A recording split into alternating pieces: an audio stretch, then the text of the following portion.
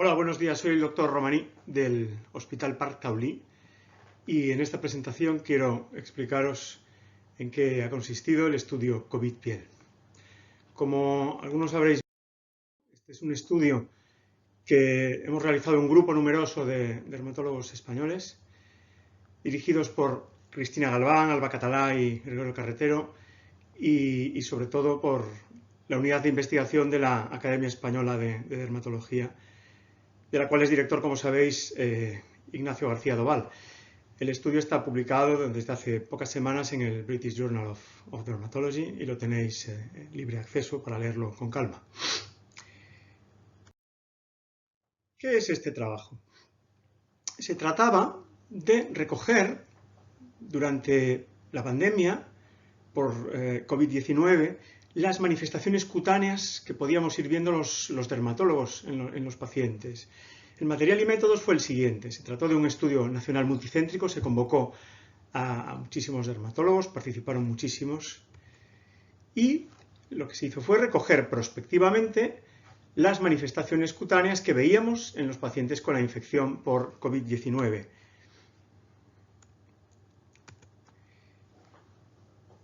Tenía que haber unos criterios de inclusión que eran tener una clínica compatible con la infección, con los síntomas que todos conocemos, fiebre, tos, anosmia, disnea, etc. O una prueba positiva para el virus, ya fuera un test rápido o una PCR, siguiendo los criterios del CDC europeo. Cada paciente firmó un consentimiento informado y se tomaron fotos clínicas de cada paciente, que además fueron incluidas, como veremos en el artículo. Los pacientes se incluyeron hasta el día 8 de abril, fecha en la cual se hizo un análisis rápido y también la publicación fue muy rápida. Al alcanzar una N determinada, al alcanzar 120 pacientes, se decide, habiendo identificado 5 patrones clínicos, se decide que esos patrones sean consensuados por una observación ciega de 4 dermatólogos. Y finalmente se sigue hasta conseguir una N final de 375 pacientes. Vamos a analizar qué es lo que encontramos aquí. Fijaros, esta es la línea temporal de la infección por COVID-19. Aquí es cuando el virus entra en contacto con nosotros, el día 0. Y esta línea temporal se va extendiendo a lo largo de semanas y vamos a situarla incluso en acontecimientos que ocurren al mes y medio, 2 meses. Esta curva representa la positivización de la PCR. El virus es detectable durante las primeras semanas y después, poco a poco, la detección del virus es más difícil y de hecho, muchas veces en el paciente ingresado, el paciente grave que ya lleva 2, 3, 4 semanas en el hospital, la PCR ya no es positiva. La respuesta de anticuerpos viene representada primero por las IgMs, que se agotan rápido, dando paso a las IgGs. Una de las incógnitas que tenemos en este momento es saber durante cuánto tiempo están estas IgGs presentes, cuántos son detectables por las técnicas actuales y si realmente confieren una inmunidad permanente o duradera. Y vamos allá a explicar el primer patrón que se encontró en el estudio. El primer patrón, que es algo que ocurre durante los primeros días de la clínica, incluso en algunos pacientes antes de la propia clínica de coronavirus, y son las lesiones vesiculosas. ¿Qué tipo de lesiones son estas? Son lesiones vesiculosas que evolucionan a costras, pero que están todas en el mismo estadio, a diferencia de la varicela.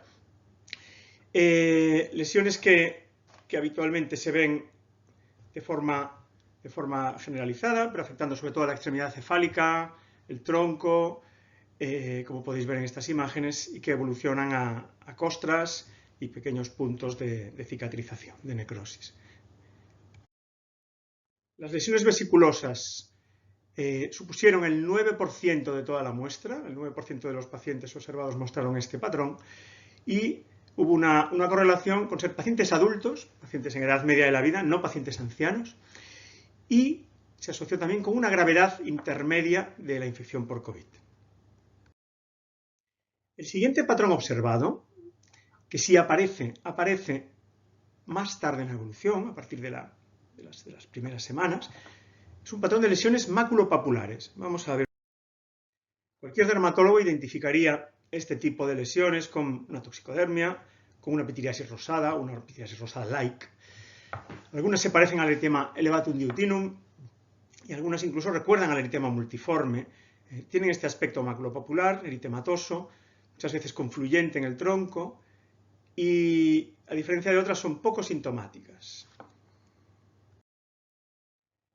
Lesiones que son el patrón más frecuente de toda la muestra del estudio, el 47% de los pacientes recogidos tenían este patrón, estaban más asociadas con una clínica florida de tos, disnea, neumonía y asociadas con una enfermedad de curso más grave. El siguiente patrón que se observó es el patrón de las lesiones urticariales. El momento temporal de estas lesiones coincide bastante con la de las maculopapulares y el aspecto, cualquier dermatólogo lo va a reconocer como una urticaria. En algunos casos incluso urticaria física, alguna imagen de dermografismo, urticaria con lesiones abonosas evanescentes, algunas de morfología arciforme, algunas veces afectando palmas y plantas, predominando en el tronco, pero también dispersas. Erupción que es sintomática con prurito.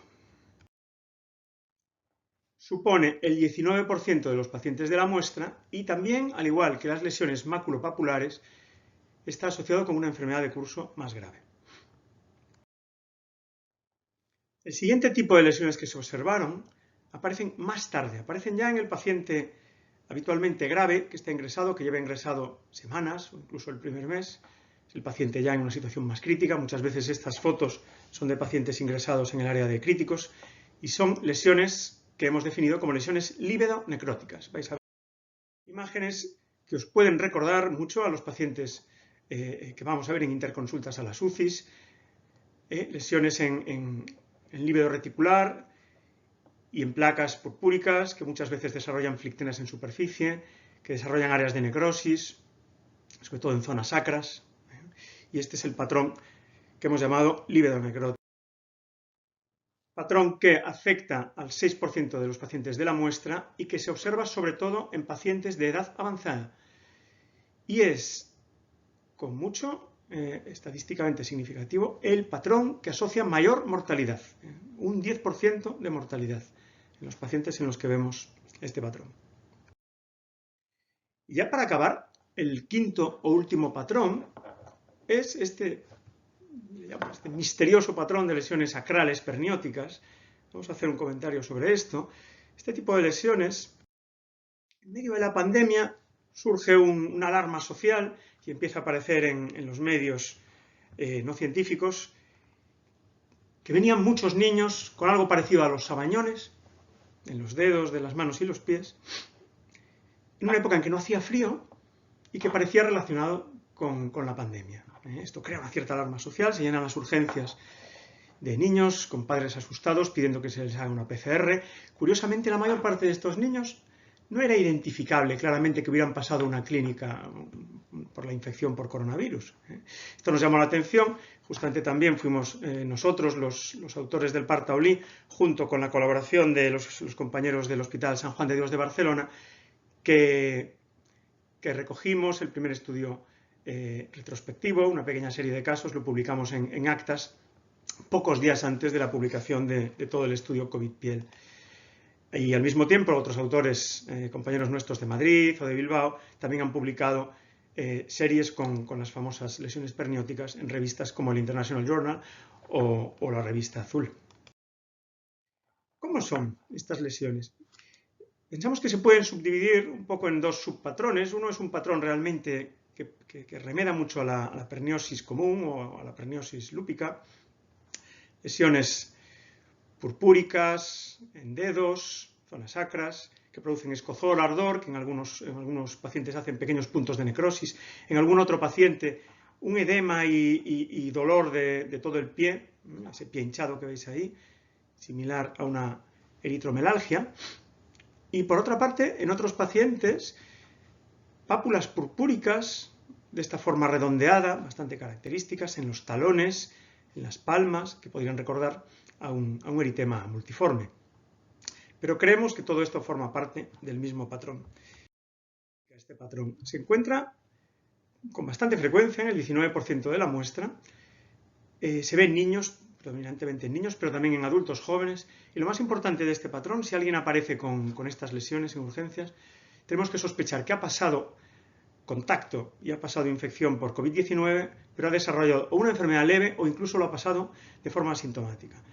En una gran mayoría de estos pacientes la PCR es negativa e incluso los test disponibles de anticuerpos también son negativos.